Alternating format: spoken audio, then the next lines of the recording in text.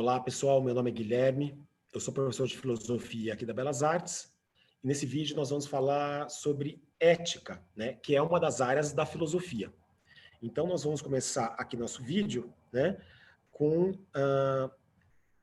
essa pequena apresentação, né, sobre a introdução, né, à ética, que é uma não é só uma área da filosofia, mas também, né, um conceito, né, que a gente usa com uma certa frequência no nosso cotidiano. E no cotidiano, não raras vezes, a gente usa no sentido um pouco diferente, né, do sentido filosófico. Não que seja errado o senso comum, né?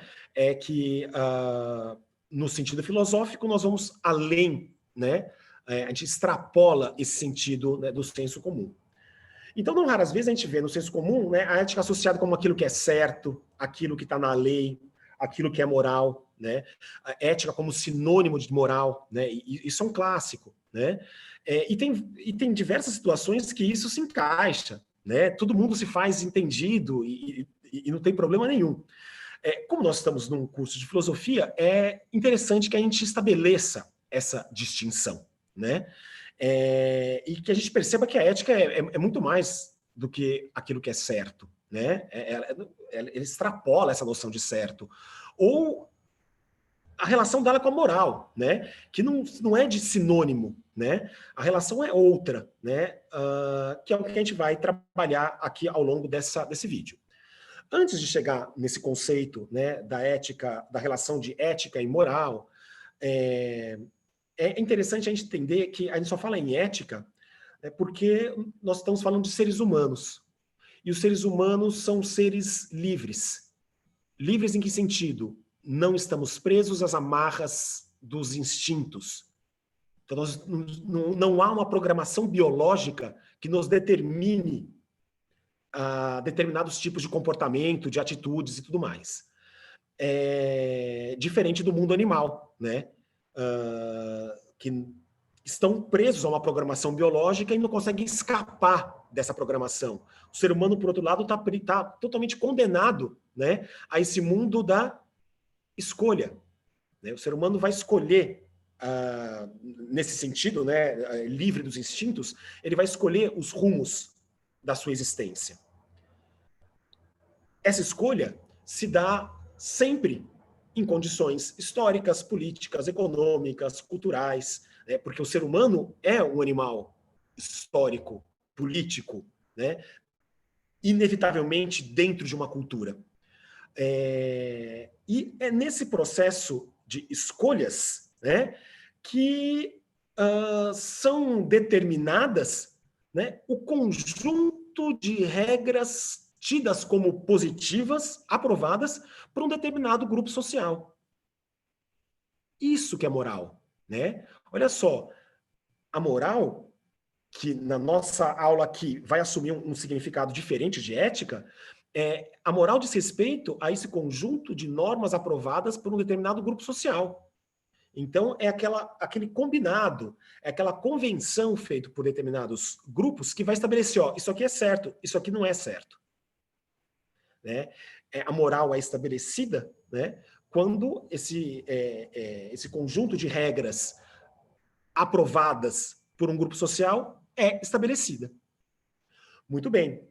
Agora, como eu já disse, essas regras são criadas dentro de contextos históricos, políticos, econômicos e culturais. Esses contextos, eles estão em constante mudança. Aquilo que poderia ser adequado há 100 anos atrás, hoje não é mais. Não precisa tão longe. Aquilo que era adequado há 20 anos atrás, hoje não é mais. Então, essas condutas vão sendo estabelecidas em contextos, e esses contextos vão se alterando ao longo da história. Aí que entra a ética, aí que é o fundamental da ética e da existência ética.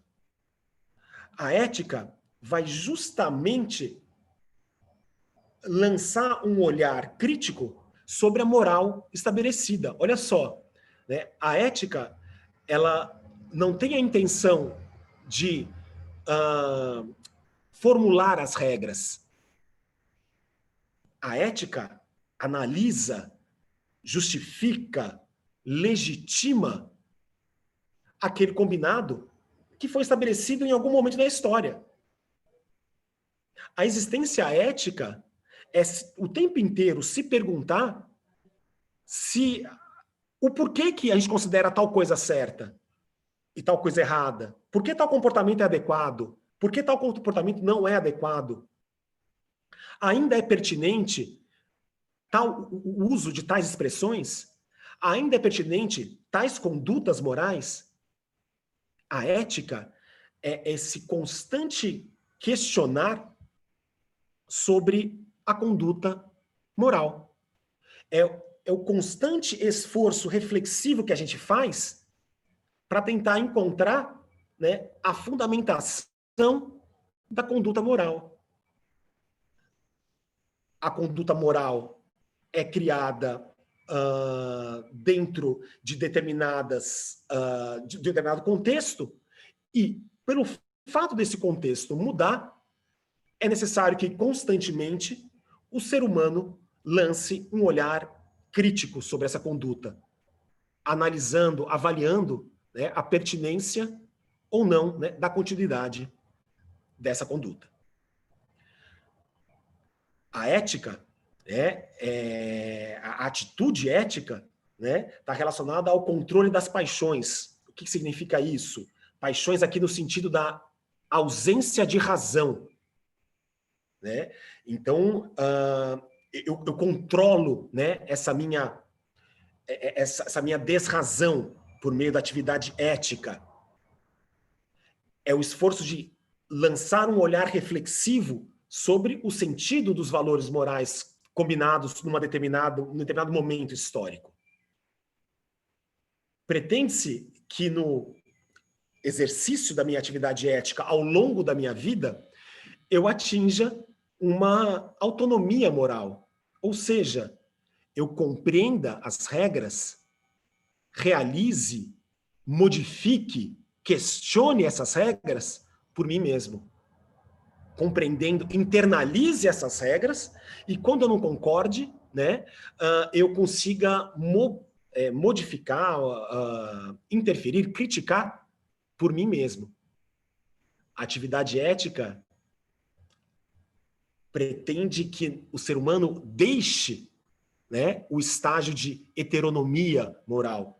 Ou seja, ao invés de, como eu falei agora, internalizar as condutas morais, reproduzir ou criticar ou modificar por si mesmo, dentro de um estágio heterônomo, eu só estou reproduzindo essa conduta moral, só reproduzindo esses combinados, não por mim mesmo, mas sim por outro.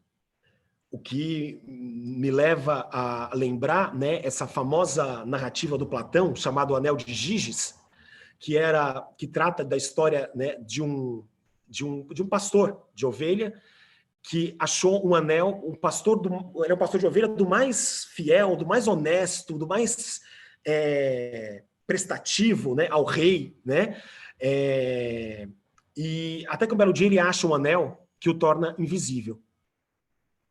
A partir desse dia, a partir desse momento, quando ele percebe que as ações dele não têm consequência, que ele pode fazer o que ele quer, que ninguém percebe e tudo mais, né, ele começa um movimento de... ele começa a se comportar de uma maneira que ele nunca se comportou antes, né? Então ele começa a atrair a família, atrair o rei, né? Até que ele tira o rei do poder e assume o trono do próprio rei, né?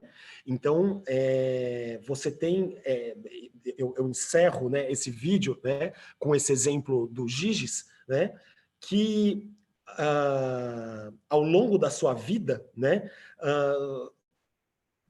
não teve, né, podemos dizer assim, não conseguiu atingir, né, um estágio de autonomia moral, né, já que tudo aquelas ações que ele fazia, todas as suas condutas morais não eram por si mesmo, e sim pelo outro, por medo do rei.